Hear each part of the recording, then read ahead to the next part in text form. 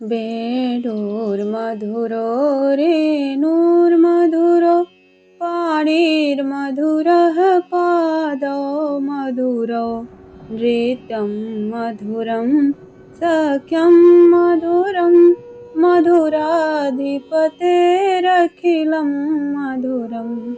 अर्थात हे श्री कृष्ण, आपकी वेणु मधुर है, बांसुरी मधुर है, आपके चरण रज पर चढ़ाए पुष्प मधुर हैं, आपके हाथ मधुर हैं, आपके चरण मधुर हैं, आपका नृत्य मधुर है, आपकी मित्रता मधुर है। हे मधुरता के ईश्वर श्री कृष्ण, आप सभी प्रकार से मधुर हैं।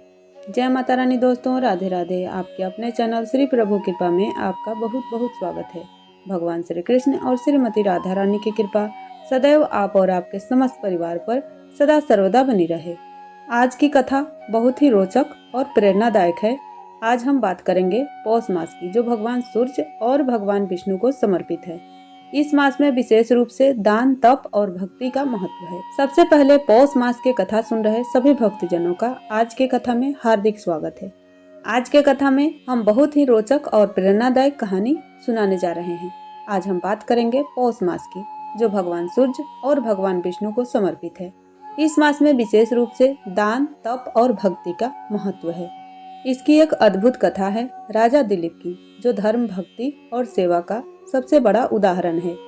सूर्य वंश के राजा दिलीप, जो अपने धर्म, दया और कर्तव्य पालन के लिए प्रसिद्ध थे, अपने राज्य में हर किसी का ध्यान रखते थे। लेकिन उनके जीवन में एक कमी थी, उनके पास संतान नहीं थी। राजा और रानी सुदक्षिणा ने हर संभव यज्ञ और पूजा की, लेकिन परिणाम नहीं मिला। एक दिन राजा ने अपने कुलगुरु वशिष्ठ से अपनी तपस्या का समाधान पूछा। गुरु वशिष्ठ बोले, राजन, तुम्हारे पूर्वजों ने कामधेनु गाय की सेवा में चूक की थी, जिसके कारण तुम्हारे वंश पर संतान का श्राप है। इस श्राप को केवल कामधेनु की संतान नंदिनी की सेवा से समाप्त किया जा सकता है। राजा दिलीप और रानी सुदक्षिणा पूरी श्रद्धा के साथ नंदिनी गाय की सेवा करने लगे।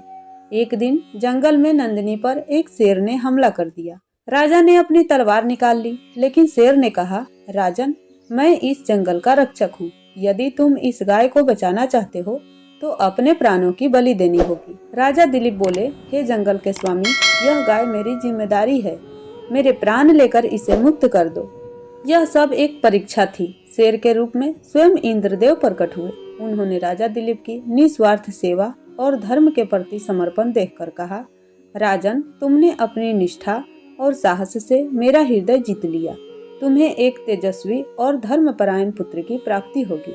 कुछ समय बाद राजा दिलीप और रानी को एक तेजस्वी पुत्र की प्राप्ति हुई, जिसका नाम रघु रखा गया। रघु के नाम से ही रघुवंश की शुरुआत हुई, जिसमें भगवान श्री राम जैसे महान राजा उत्पन्न हुए। यह कथा हमें सिखाती है कि धर्म, भक्ति और निस्वार्थ सेवा से ईश्वर की कृपा प्राप्त की जा सकती है। प्रिय भक्तजनों, पौष मास केवल राजा दिलीप की कथा के लिए ही नहीं, बल्कि सूर्यदेव और भगवान विष्णु की आराधना के लिए भी प्रसिद्ध है। इस मास में कई विशेष पर्व मनाए जाते हैं। पौराणिक कथाओं के अनुसार पौष मास में तिल का दान और भगवान सूर्य की पूजा करने से पितृदोष समाप्त होता है। यह मास भक्तों के लिए मोक्ष का द्वार खोलता है।